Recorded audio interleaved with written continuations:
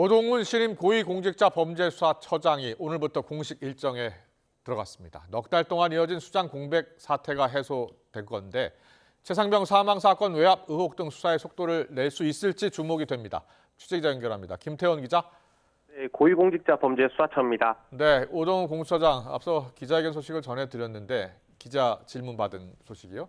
취임 일성은 어땠습니까? 네, 어제부로 임기를 시작한 오동훈 신임 공수처장 출근길 도어 스태핑으로 공식 일정을 시작했습니다. 국민을 마음으로부터 섬기고 또 성과로 보답하는 공수처가 될 수 있게 3년의 임기 동안 열심히 하겠다면서 취임 일성을 밝혔는데요. 아직은 업무 보고를 받지 못했다면서도 대통령까지 성역 없이 수사할 수 있겠냐는 물음엔 공수처가 출범한 배경에 부합하도록 성실하게 수사하겠다고 설명했습니다. 직접 들어보시겠습니다.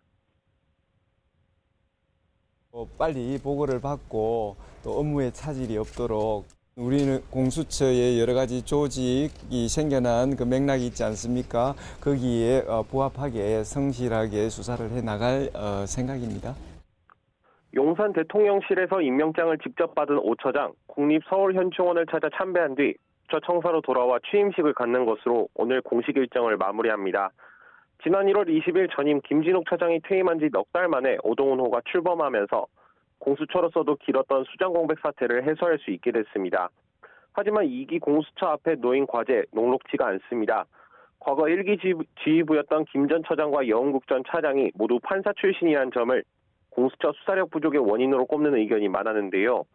마찬가지로 판사 출신인 오 처장이 수사력 논란을 제대로 떨쳐낼 수 있을지 지켜볼 필요가 있습니다. 그런 만큼 처장과 함께 전반적인 수사를 지휘할 신임 차장으로 어떤 인물을 제청하게 될지도 관심인데요.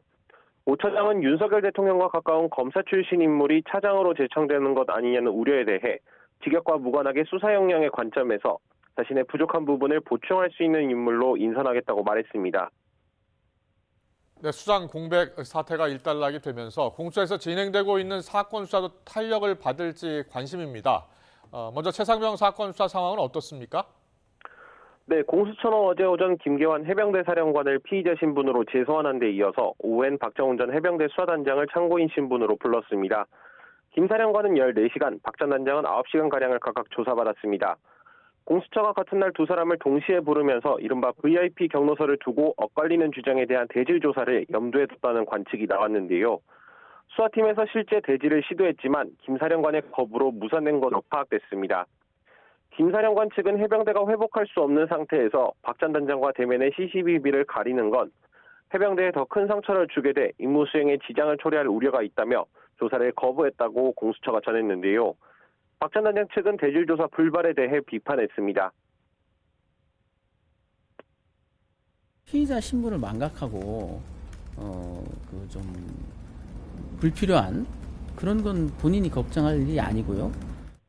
사령관으로서는 진실을 말하는 게 가장 군 조직을 보호하고 해병대의 명예를 지키는 것이지. 박 전 단장은 지난해 사건을 보고하고 경찰로 넘기는 과정에서 VIP가 격려했다는 등의 말을 김 사령관에게서 들었다고 주장합니다. 하지만 김 사령관은 그런 이야기는 들어본 적도 박 전 단장에게 말한 적도 없다는 입장입니다. 공수처로서도 VIP 경로서는 실제로 외압이 있었는지 윗선은 어디까지인지를 규명할 수사의 분수령으로 보고 있습니다.